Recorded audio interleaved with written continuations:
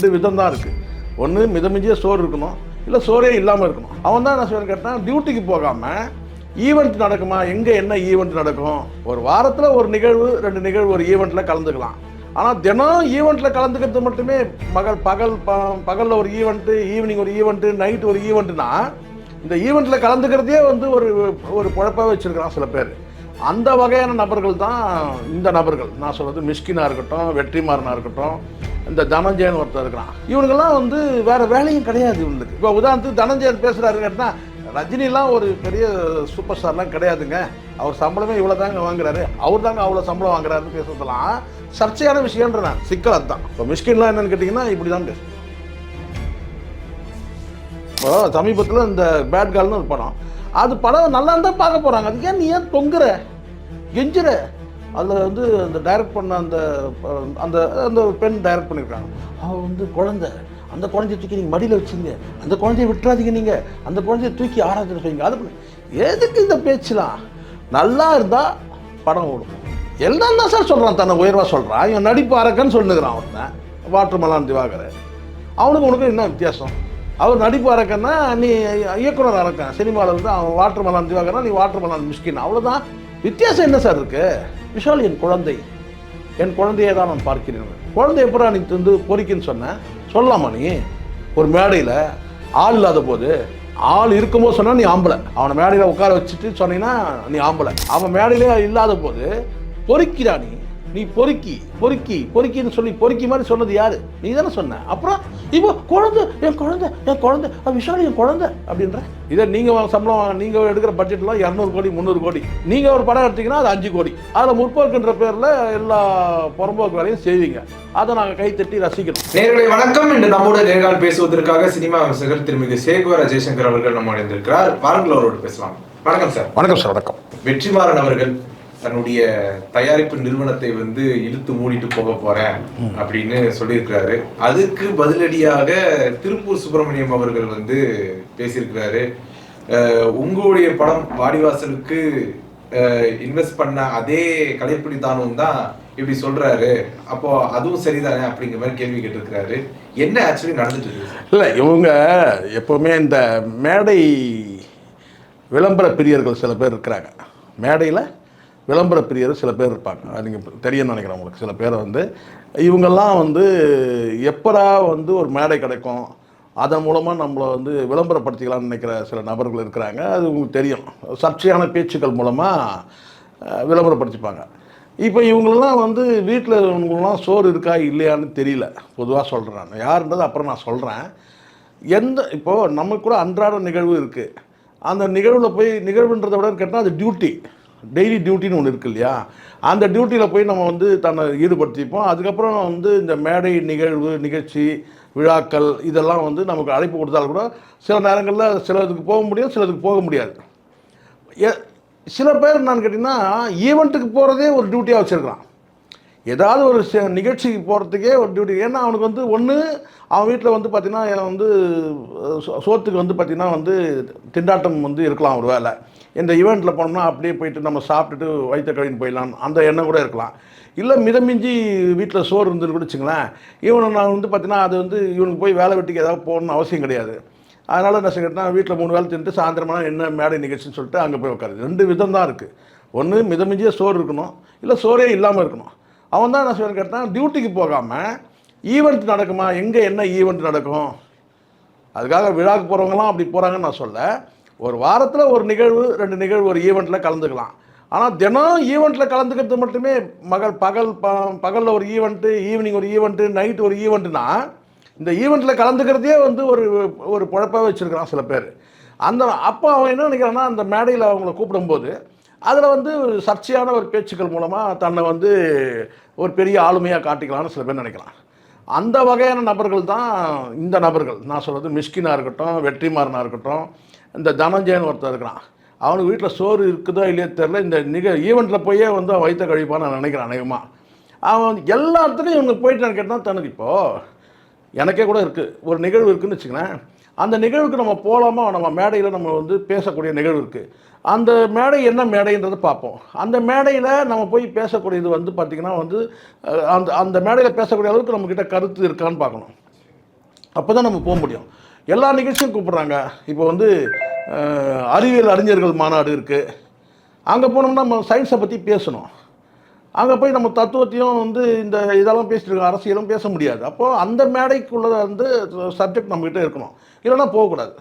அது மாதிரி இப்போ வந்து பரதநாட்டியத்தை பற்றி பேசணும்னு சொன்னால் அந்த மேடை நிகழ்வில் போய் நம்ம வந்து போய் பங்கேற்கணும்னு சொன்னால் அதை பற்றி நமக்கு தெரிஞ்சிருக்கணும். அப்போ தான் போய் பேச முடியும். இது மாதிரி ஒரு கலைத்துறையை பற்றி நம்ம பேசணும்னா நமக்கு தெரிஞ்சதான் பேசணும். இப்போ சினிமா பற்றி பேச முடியும், நம்மளால் சினிமா பற்றி பேசலாம், சரிங்களா? அங்கே வந்து போய் வந்து சினிமாவில் வந்து ஒரு குறிப்பிட்ட துறை சேர்ந்து பேசணும், ஒரு இயக்கம் தொடர்பாக பேசணும்னு சொன்னால் நம்ம வந்து ஜென்ரலாக பேசுறது வர ஒரு இயக்கம் தொடர்பாக பேசுனா ரொம்ப உன்னிப்பாக சில நேரங்களில் காட்சி அமைப்போட சில அது சொல்லி காட்ட சூழல் இருக்கிறோம். ஆனால் சினிமா விமர்சகர்கள்ன்ற பேரில் சில பேர் மேடையில் வந்து சினிமாவில் என்ன ஈவெண்ட் நடந்தாலும் அதில் போய் நின்றுக்கிறான், அதில் போய் உட்காந்துக்கிறான். சில பேர் அங்கே எல்லாத்த பற்றியும் பேசுகிறான். இவன் ஒரு தயாரிப்பாளராக இருக்கலாம், தயாரிப்பாளருக்கு என்னென்ன நெருக்கடிகள் இடர்பாடுகள் இருக்குது அதை பேசலாம். ஆனால் இயக்கம் குறித்து பேசலாம். சினிமானா எதை பற்றி வேணாலும் பேசலாம், கேமரா குறித்து பேசலாம். எல்லாமே வந்து பார்த்திங்கன்னா தெரிஞ்ச மாதிரி சில பேர் பேசுகிறானுங்க. அதில் வந்து இவனுக்கெல்லாம் வந்து வேறு வேலையும் கிடையாது இவனுக்கு. இப்போது நீங்கள் ஈவெண்ட்டுக்கு போகிறத தவிர வேறு எதுவும் கிடையாது. இவனுக்கு தயாரிப்பாளர்ன்ற பேரில் பேனர் வச்சுட்டான். இவன் ஏதாவது படம் தயாரிக்கிறான்னு கேட்டிங்கன்னா தனஞ்சயம் எதுவும் கிடையாது. இப்போ உதாரணத்துக்கு தனஞ்சயன் பேசுகிறாருன்னு கேட்டால் ரஜினிலாம் ஒரு பெரிய சூப்பர் ஸ்டார்லாம் கிடையாதுங்க, அவர் சம்பளமே இவ்வளோ தாங்க வாங்குறாரு, அவர் தாங்க அவ்வளோ சம்பளம் வாங்குறாருன்னு பேசுறதுலாம் சர்ச்சையான விஷயன்ற நான்.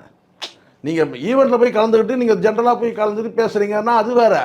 ஆனால் ஒருத்தரை மட்டம் தட்டி பேசுறது, ஒருத்தர் உங்களுக்கு அந்த மேடை கொடுத்துட்டாங்கன்றதுனால நீங்கள் பெரிய ஆளுமையாக உங்களை நினச்சிக்கிறீங்க. சிக்கல் அதுதான். இப்போ மிஷ்கின்லாம் என்னென்னு கேட்டிங்கன்னா இப்படி தான் பேசும், இப்படி தான் பேசுகிறான். நீங்கள் பார்த்துப்பீங்க. அது ஒவ்வொருத்தருடைய பாடி லாங்குவேஜ் சார். நீங்கள் வந்து அந்த தோற்றது பாருங்கள். இப்போ சமீபத்தில் இந்த பேட் கால்னு ஒரு படம், அது படம் நல்லா இருந்தால் பார்க்க போகிறாங்க. அதுக்கு ஏன் நீ ஏன் தொங்குற கெஞ்சுற? அதில் வந்து அந்த டைரக்ட் பண்ண அந்த அந்த அந்த பெண் டைரக்ட் பண்ணியிருக்காங்க. அவள் வந்து குழந்தை, அந்த குழந்தைய தூக்கி நீங்கள் மடியில் வச்சுங்க, அந்த குழந்தைய விட்டுறாதீங்க, நீங்கள் அந்த குழந்தைய தூக்கி ஆராதனை செய்யுங்க. அது பண்ணி எதுக்கு இந்த பேச்செலாம்? நல்லா இருந்தால் படம் ஓடும். இன்றைக்கி எப்படி நீங்கள் வந்து இன்றைக்கி ஒரு இளம் இயக்குனர் வராங்களோ அப்படி வந்தது தான் வெற்றிமாறன், அப்படி வந்தது தான் மிஷ்கின். மிஷ்கின் யாரும் வந்து ப்ரொமோட் பண்ணவே இல்லையே. மிஷ்கின் படம் வந்திருக்கு, சித்திரம் பேசடி, நீங்கள் அதை போய் பாருங்கலாம் சொல்லவே இல்லையே. படம் பார்த்து பிடிச்சோம், அடுத்தது நீங்கள் வந்து எடுக்கிற படங்கள் பிடிச்சி நம்ம பார்த்து நீங்கள் இயக்குனர், அவ்வளோதான். அதுக்கப்புறம் நீங்களே உங்களை பிரம்மாண்ட இயக்குனர் நீங்களே சொல்லிக்கிறீங்க, நீங்கள் இயக்குனர், அவ்வளோதான். ரஞ்சித் மெட்ராஸ் படம் வந்து எடுத்தார். அதுக்கப்புறம் வந்து ஒரு சில படங்கள் வந்து படம் நல்லா போச்சு, ஒரு சிலர் போகலை, சரிங்களா? அவர் எதிர்பார்க்காத படங்கள் ஓடி இருக்கும்போது எதிர்பார்த்த படங்கள் இன்றைக்கும் வந்து காலால் வரக்கூடிய சில காதல் காட்சிகள் தான் ட்ரோல் ஆகிட்டு இருக்கு இன்றைக்கும். கண்ணம்மான்னு சொல்லிட்டு இயக்கம் வந்து ரஞ்சித் தானே. ஸோ அதனால் வந்து மேடையில் வந்து மேடை கிடச்சிச்சின்னா சர்ச்சை ஆக்கிடக்கூடாது. அந்த மேடை வந்து சர்ச்சைக்குரிய மேடை ஆக்கிறதுல சில பேர் இருக்கிறாங்க. அதில் வந்து இவங்கெல்லாம் இருக்குது. அப்போ சமீபத்தில் நீங்கள் சொன்ன மாதிரி ஒரு விஷயம் நடக்குது. என்னென்னா, இந்த பேட் கேர்ள் படத்துக்காக நான் நிறைய இடர்பாடுகள் சந்தித்தேன், நெருக்கடிகள் சந்தித்தேன். நான் என்னுடைய கம்பெனியை மூடிலான்னு இருக்கிறேன். ஒரு விஷயம் நல்லா புரிஞ்சுக்கணும், சென்சார் போர்டு நாமினேட்டட் போஸ்ட்டு, அதில் இருக்கிற சில பேர் கூட உங்களுக்கு எதிராக இருக்கிறாங்கன்னு நீங்கள் சொல்லலாம். அந்த படத்தில் சென்சார் போர்டு எங்களுக்கு அகென்ஸ்டாக இருக்குங்க அப்படின்னு கூட நீங்கள் சொல்லலாம். ஆனால் நீதிமன்றம் போகிறீங்க, நீதிமன்றத்தில் ஒரு ஆர்டர் ஆகுது. என்னென்னா, அந்த டீசர் காட்சியெல்லாம் நீங்கள் நீக்குங்கன்னு சொல்கிறேன். அது வந்து எப்படி நீங்கள் நீதிமன்றத்துக்கு நீங்கள் களங்கம் கற்பிக்க முடியாதுல்ல? அப்போ எல்லாருக்கும் ஒரு பார்வை இருக்குது, நீதி அரசுக்கு ஒரு பார்வை இருக்குல்ல. எல்லாரையும் நீங்கள் வந்து பயஸ்டாக நீங்கள் நினச்சிக்கூடாதுல்ல. சரி சார், அப்போ நமக்கு ஒரு கேள்வி வருது. கேரளா ஸ்டோரி வந்தப்போ இல்லை காஷ்மீர் ஃபைல்ஸ் வந்தப்போ அப்பெல்லாம் இந்த மாதிரி படக்காட்சிகள்லாம் இந்த மாதிரி வன்முறை தூண்டுற மாதிரி இருக்கு, அதெல்லாம் ஏன் நிக்கிறேன் நல்லா சொல்ல கேளுங்க. ஒரு அப்படி கிடையாது. நீங்க இதுதான் இது எடுத்துக்கினா உடனே வெற்றிமாறன் படத்துக்கு மட்டும் கிடையாது. இந்த சம்பந்தமாக வந்து பார்த்தீங்கன்னா கோர்ட்டுக்கு போகிறாங்க. இப்போ சென்சார் போர்டு அலோவ் பண்ணல, நல்லா புரிஞ்சுங்க. சென்சார் போர்டு அலோவ் பண்ணல. கோர்ட்டுக்கு போகிறது யார்? இவர் போகிறார் கோர்ட்டுக்கு. சென்சார் போர்டில் வந்து இதெல்லாம் வந்து நீக்க சொல்கிறாங்க, இதுக்கெல்லாம் நான் நீக்க மாட்டேன்னு சொல்லிட்டு கோர்ட்டுக்கு போகும்போது கோர்ட் வந்து பார்த்தீங்கன்னா சென்சார் போர்டு கோர்ட்டுக்கு போகல, இவர் தான் கோர்ட்டுக்கு போகிறாரு. அப்போ நீதிமன்றத்தில் வந்து ஒரு படத்தை பார்த்துட்டு ஒரு ஜட்ஜ்மெண்ட் இருந்தால் அதை நீங்கள் ஏற்றுக்கு தானே ஆகும். அதுதான் இங்கே பகுத்து பார்க்கணுன்றது. இங்கே வன்முறை காட்சிகள்ன்றது வந்து வேறு. அப்படி பார்த்தா எவ்வளோ வன்முறை காட்சிகள் வந்து சென்சார் போர்டில் உங்களுக்கு ரைட்ஸ் கிடச்சிருக்கு தெரியுங்களா, பர்மிஷன் கிடச்சிருக்கு. ஆனால் சில காட்சிகள் வந்து பார்த்திங்கன்னா சமூகத்தில் வந்து ஒரு ஆழமான ஒரு கருத்தை வந்து தவறான ஒரு கருத்தை ஆழமாக நீங்கள் பதிவு வைக்கும் போது அப்போ வந்து சில தடைகள் வரதான் செய்யும். அது வந்து நீங்கள் பயஸ்டாக சொல்லலாம். இது வந்து கட்சி சார்பான ஆட்கள் வந்து போர்டில் வந்து உட்காந்துருக்குறாங்க, அவன் எனக்கு ஆவாதவன், இவனுக்கு ஆனவன் போனவன் எல்லாம் சொல்லலாம் நீங்கள். ஆனால் அடிப்படையில் ஏதோ ஒரு சிக்கல் இருக்காங்க, அதை நம்ம புரிஞ்சுக்கணும். அதை தான் திருப்பூர் சுப்பிரமணியன் சொல்கிறாரு. 2 கருத்து அவர் சொல்கிறார் சார். ஒரு கருத்து நான் முதல்ல முடிச்சிடறேன். ஒரு கருத்து அவர் என்ன சொல்கிறாருன்னா, நீங்கள் ஒரு இயக்குனர், படம் எடுக்கும்போது நீங்கள் தயாரிப்பாளராக இருக்கிறீங்க. அது யார் வேணாலும் வந்து அந்த படத்தை இயக்கட்டும், ஆனால் படத்தோட தயாரிப்பாளர் நீங்கள். அடிப்படையில் நீங்கள் ஒரு இயக்குனர், படம் எடுக்கும்போதே உங்களுக்கு தெரியாதான்னு கேட்குறாரு. படம் எடுக்கும்போதே இது ஒரு சர்ச்சை ஆகும் அப்படின்னு உங்களுக்கு தெரியும்ல, அப்போ எப்படி நீங்கள் வந்து அதை நீங்கள் எடுக்கிறீங்க? எடுக்கும்போதே நீங்கள் அதை கட் பண்ணிட்டீங்கன்னா அது வந்து சென்சார் போர்டு கட் பண்ண வேண்டிய அவசியம் இல்லைல்ல. விடுதலை படம் வந்தப்போ கூட சென்சார் கட் பண்ணாங்க, ஆனா அந்த அளவுக்கு பெரிய பிரச்சனைகள் வரல. பாருங்க, நல்லா புரிஞ்சுங்க. நீங்கள் நினைக்கிறது தான். எத்தனை காட்சிகள் கட் பண்ணது உங்களுக்கு தெரியும்? விடுதலை 2 வந்திருக்கு சார், எத்தனை காட்சிகள் கட் பண்ணிருக்கு, இன்னும் சில காட்சிகள் கட் பண்ணணும்.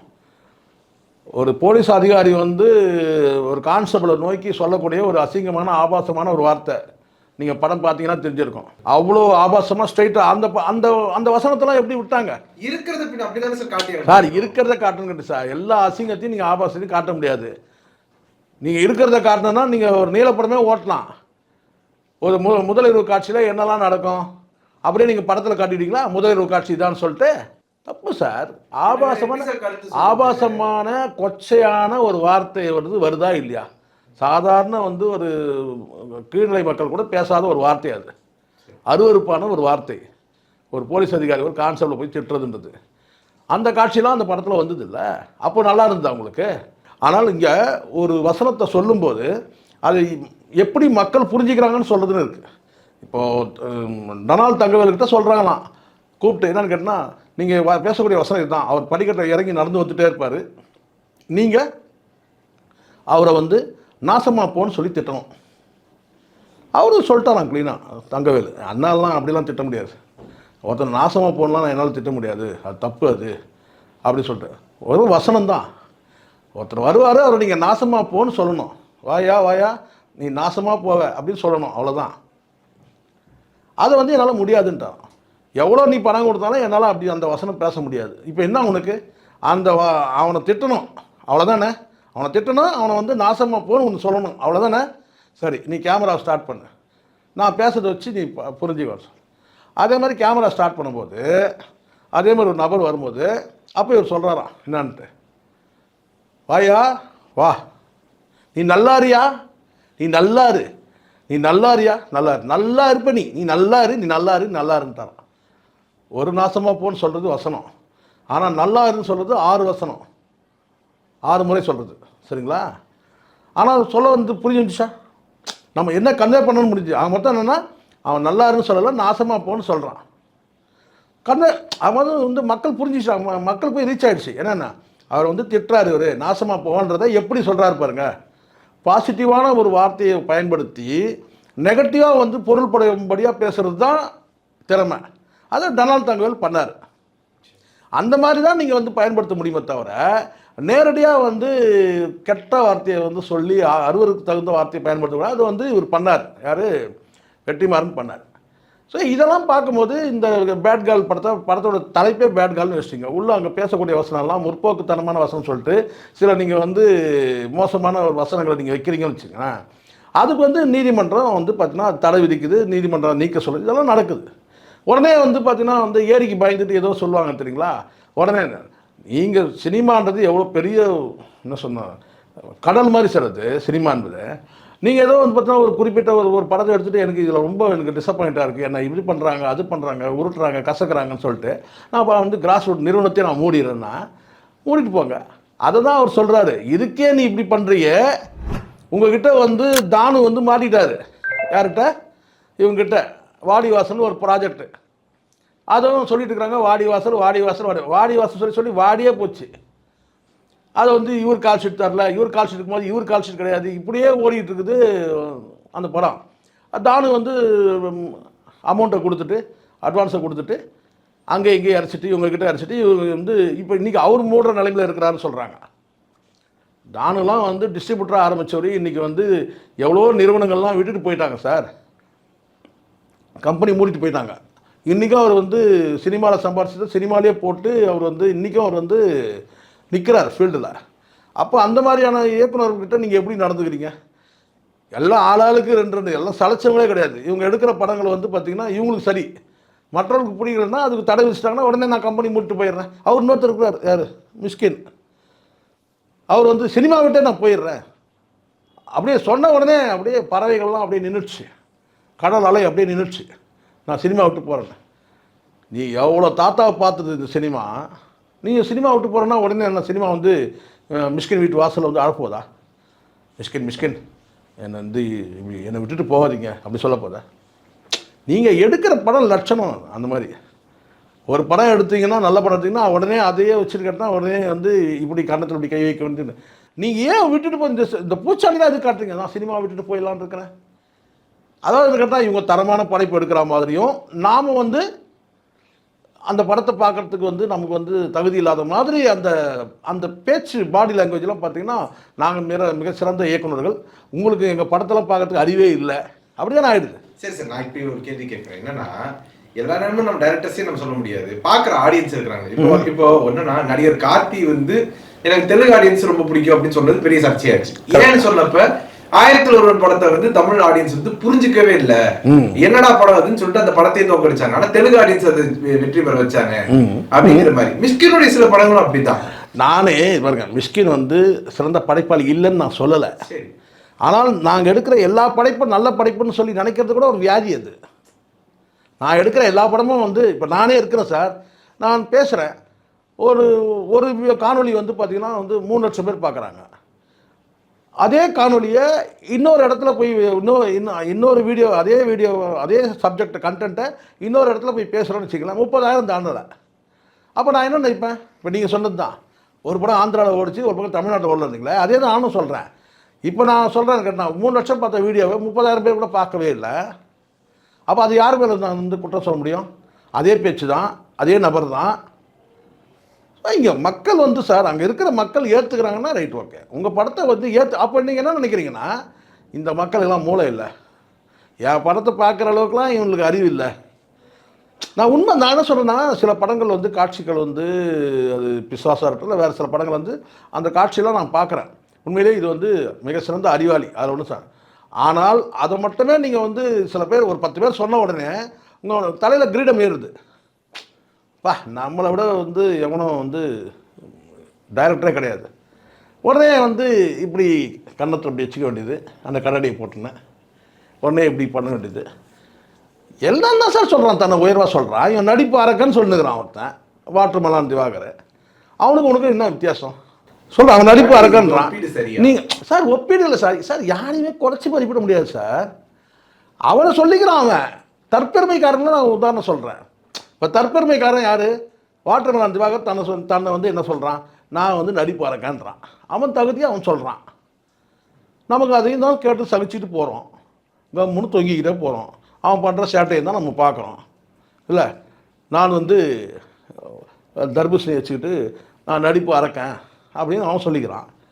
நம்ம இல்லைன்னு அவங்ககிட்ட போய் சண்டை போட முடியுமா சார்? நீ எப்படி அது நடிப்பார்? அது மாதிரி சில பேர் சண்டை போடுறாங்க, கூப்பிட்டு வச்சு செய்கிறாங்க, அவங்களுக்குள்ள வாக்குவாதம் நடக்குது. இந்த கூத்தெல்லாம் கூட நம்ம பார்க்குறோம் தான். ஆனால் அவன் தன்னை உணர்றான், என்னென்னா நான் நடிப்பு அரக்கேன், நான் ஒரு 4 படத்தில் நடிச்சிட்டேன், எனக்கு வந்து பார்த்தீங்கன்னா வந்து எனக்கு இப்படி நடிக்க தெரியும், அப்படி நடிக்க தெரியும், ஏதோ அவனை பெருமையாக அவன் சொல்லிக்கிறான், தற்பெருமை. அந்த மாதிரி தான் உன் கதையும், மிஸ்கின் கதையும் அதுதான். ஒப்பீடு நான் அப்படி தான் சொல்கிறேன். அவர் நடிப்பு அரக்கன்னா நீ இயக்குனர் அரக்கன், சினிமாவில் வந்து அவன் வாட்டர்மெலன் திவாகர்னா நீ வாட்டர்மெலன் மிஸ்கின், அவ்வளோதான். வித்தியாசம் என்ன சார் இருக்கு? நான் சொல்றேன் மட்டம் பண்ணி பேசுறாப்ல இந்த வாட்டர்மெலன் சார், அந்த விடுங்க சார், அவன் பேச சார், நான் சார் மட்டம் தட்டி பேசுறேன், என்ன தட்டி சார். ஐயோ சார், நீங்கள் என்ன மேடையில் பார்க்கலையா நீங்கள் சார்? நேற்று ஒரு சீனை பார்க்குறேன், என்னன்னு கேட்டிங்கன்னா ஒரு கேள்வி கேட்குறாங்க. என்ன கேள்வி கேட்குறாங்கன்னா,